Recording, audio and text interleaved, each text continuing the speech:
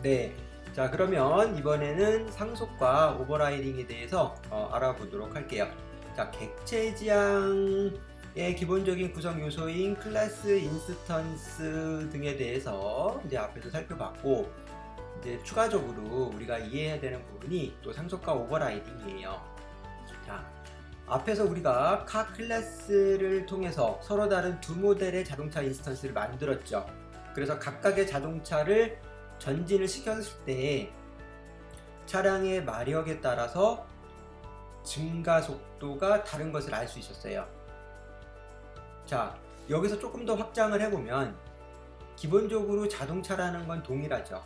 그렇지만 우리가 실제 존재하는 자동차들을 살펴보면은 성격이 다른 굉장히 많은 종류가 존재를 해요. 자, 버스, 이것도 자동차예요. 트럭도 자동차고, 일반적인 승용차인 세단도 자동차죠. 또 덩치가 큰 SUV, 또 자동차예요. 또 굉장히 빠르고 멋있는 스포츠카, 이 모든 것이 다 자동차예요.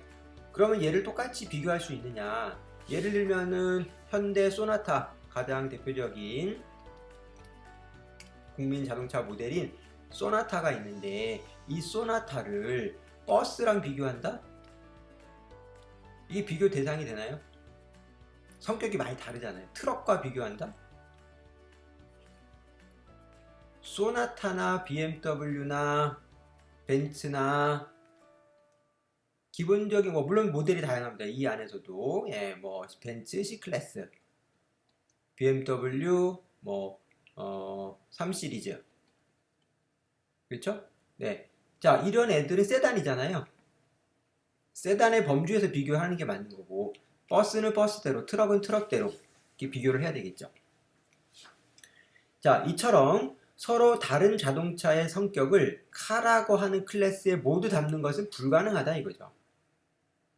예, 예를 들면은 버스는 의자가 많아요. 그렇지만 얘네들은 의자가 4개, 5, 4, 5인승이란 말이에요. 그 다음에 트럭 같은 경우에는 짐칸이 있잖아요. 자동차가 이렇게 트럭은 이렇게 생겼고, 여기 또 짐칸이 있어요. 이렇게. 예. 그리고 경우에 따라서는 이 짐칸을 올렸다 내렸다 하는 장치도 필요해요. 그럼 우리가 자동차라고 하는 클래스 하나에 이 모든 펑션을 다 담아내려면 굉장히 많은 내용이 들어가야 되겠죠. 속성이라든지 함수가, 메서드가. 그런데 소나타에게는 이 기능 중에 상당 부분은 필요가 없는 거예요. 그래서 자동차 하나에 그 많은 것을 담는 것은 부적합한 거예요.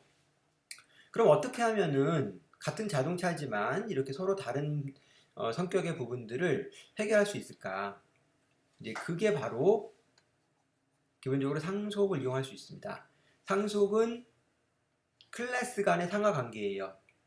우리가 보통 부모 클래스라고 얘기하는데 슈퍼 클래스, 그리고 자식 클래스인 서브 클래스. 자, 이 관계를 통해서 상속이라는 걸 만들고요. 상속을 통해서 계층 구조가 형성이 되는 겁니다. 즉, 자동차라는 큰 틀이 있고, 그 밑에 세단이라는 게 있고, 버스라는 게 있고, 트럭이라는 게 있는 거예요. 세단 밑에는 다시 소형 세단, 중형 세단, 대형 세단이 있을 수 있고, 소형 세단에는 아반떼, K3, 중형 세단에는 소나타, 그랜저, 대형 세단에는 제네시스, 이런 식으로 만들 수가 있겠죠. 자, 이런 계층 구조가 이루어질 수 있다는 거고요. 이러한 상속을 통해서 얻을 수 있는 특징은 슈퍼 클래스에서 정의된 필드와 메서드는 서브 클래스가 물려받아요. 즉, 자동차 클래스에 정의되어 있는 어떤 필드나 어떤 메서드는 아반떼가 그대로 다 물려받는 거죠. 그럼 아반떼 클래스를 정의할 때는 자동차 클래스에 정의되어 있던 애들은 다시 정의할 필요가 없어요. 그대로 가져다 쓸 수 있는 거죠. 이거 굉장한 장점이에요. 뭔가를 만들 때 처음부터 만들 필요가 없죠. 그 다음에 필요하면 새로운 필드나 메서드 추가 당연히 할 수 있고, 물려받은 메서드를 수정할 수 있어요. 이것을 메서드 오버라이딩 재정의 한다 이렇게 얘기를 하고요. 또 동일 슈퍼 클래스를 상속하는 모든 서브 클래스는 타입 호환이 돼요. 이거 굉장히 중요한 거고 다형성을 구현하는 방법으로 사용이 됩니다. 이게 무슨 얘기냐면은 우리가 이제 아반떼 뭐 A라고 정의를 해놨다면 이 A는 아반떼인 거예요. 그러면 A에는 오로지 아반떼만 들어갈 수가 있는 거죠. 그러나 자동차 A라고 적용해 놓으면 이 A에는 아반떼도 들어갈 수 있고 소나타도 들어갈 수 있고 그랜저도 들어갈 수 있는 거예요. 왜냐하면 얘네들은 다 무슨 타입이냐? 자동차 타입이기 때문에 그런 거죠. 자, 프로그램 문법상으로는 extend라는 키워드로 상속을 구현합니다. 그래서 내가 만들고자 하는 서브 클래스는 extend 슈퍼 클래스를 상속받아서 만들어진다. 그렇죠? 그 다음에 뭐 클래스 다이어그램, UML이라는 클래스 다이어그램으로 표현을 할 때 이게 부모 클래스면 서브 클래스를 이렇게 표현을 합니다. 슈퍼 서브 클래스. 자, 조금 재밌는 예를 들어보죠. 여러분들 뭐 배틀그라운드나 이런 이제 그 전투 게임이 많아요. 게임 중에 총을 쏜다거나 뭐 이런 류의 게임들이 많은데 게임에는 무기 아이템들이 많이 존재를 해요. 그래서 모든 무기 아이템들은 비슷한 기능을 갖고 있어요. 예를 들면 총은 다 총이에요. 총알이라는 걸 넣어가지고 상대방을 공격하고 그 다음에 상대방에게 피해를 입히는 도구죠. 그렇지만 성격은 매우 다르다. 예를 들어가지고 우리가 샷건이라는 게 있어요. 샷건은 빵 터지는 거예요. 보통 그 총알이 2개 내지는 뭐 5개 이렇게 많이 들어가지는 않아요. 단발이면서 대신에 산탄, 총알이 이렇게 한꺼번에 여러 개가 뻗어나갈 수가 있습니다. 그래서 근거리에서 효과가 좋아요. 그리고 기관총, 보통 우리가 일반적으로 아는 총들인데 연사가 가능하죠. 다다다다닥 하고. 그 다음에 보통 중거리에서 많이 씁니다. 돌격 소총, AR 소총이라고도 많이 얘기하고 또 그냥 아예 소형 기관총이 따로 있기도 하죠. 그 다음에 저격 소총은 대부분 단발, 저격이라는 것은 멀리서 목표물을 맞추는, 암살할 때 그럴 때 쓰이는 게 저격 소총인데 장거리 효과가 있어요. 그리고 이제 그 대부분이 단발입니다. 왜냐하면 멀리 보내야 되기 때문에 이게 충격이 크죠. 그러다 보니까 연사하기가 어렵습니다. 반동도 심하고. 자, 그래서 게임상에 이러한 총들이 다양하게 구현이 되어 있는데요. 각각의 총들을 게임의 관점에서 구현해 보면은 모든 총들을 정의하는 공통. 왜? 모든 총은 어떤 걸 갖고 있어요? 뭐 총알의 크기라든가 그 다음에 파워라든가 이게 이제 데미지죠. 이게 얼마나 피해를 입힐 수 있는지 그 파워 같은 것들이 또 필요하고 뭐 이름도 있을 거고 뭐 등등. 그 다음에 공통적으로 기능이 있죠. 발사하는 기능이 있을 거 아니에요. 그 다음에 장전하는 기능도 있을 거고. 그러니까 이런 걸 공통으로 갖는 클래스를 만드는 거예요. 건이라고. 그리고 단거리용으로 효과가 좋은 샷건을 건을 상속받아 만들고요.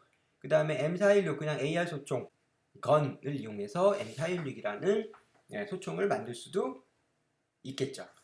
자, 이런 식으로 우리가 이제 상속 관계를 구현할 수가 있습니다. 자세한 거는 또 이제 우리 예제를 통해서 더 알아보도록 하고요. 다음은 이제 오버라이딩. 이 상속을 통해서 우리가 할 수 있는 한 가지 작업 중에 하나가 오버라이딩인데 이건 슈퍼클래스로 받은 메서드를 다시 정의하는 거예요. 즉 내용을 바꾼다는 겁니다. 내용을 바꿈. 그래서 이걸 통해서 뭐를 할 수 있어요? 다형성에 대한 구현이 가능해져요. 무슨 얘기냐면 예를 들어서 애완동물 클래스가 있습니다. 자, 애완동물. 자, 이 애완동물은 바크라는 메서드를 갖고 있어요. 그러니까 지서라 라는 기능을 갖고 있는데 이 애완동물에게 지서라고 하면은 이 애완동물은 삐삐라고 답을 하는 거예요. 자, 그런데 애완동물에는 강아지도 있고 고양이도 있잖아요. 그럼 강아지도 삐삐거리고 고양이도 삐삐거리나요? 아니죠. 자, 멍멍이는 익스텐즈 펫, 고양이는 익스텐즈 펫, 둘 다 펫을 상속받아요.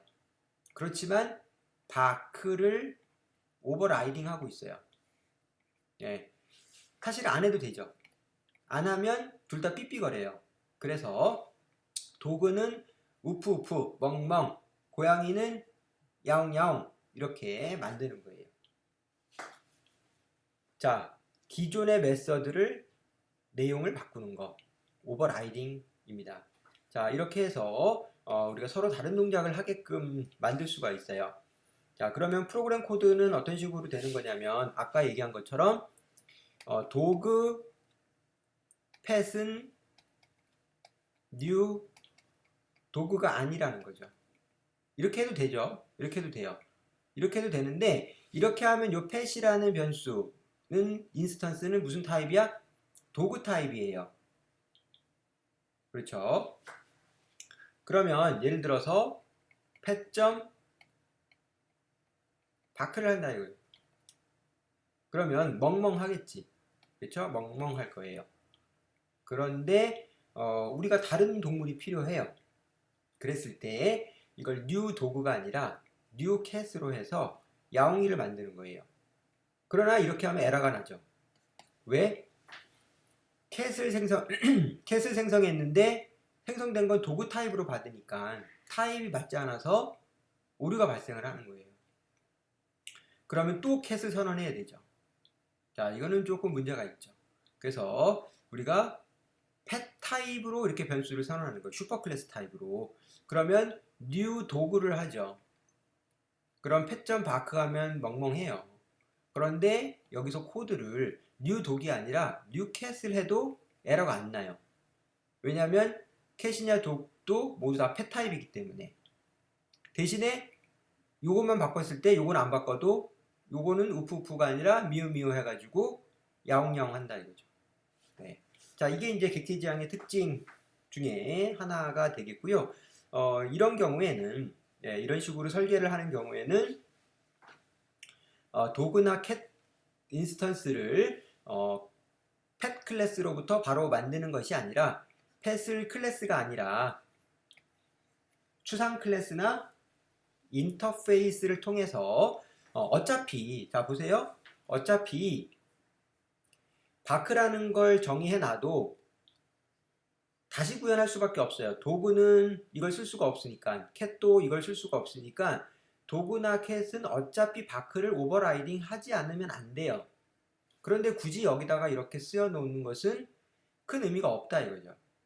그러면 펫을 이렇게 클래스로 만드는 필요가 없다는 얘기고요. 이제 다음에 배우게 되는 추상 클래스와 인터페이스에서 그 부분을 알아보도록 하죠.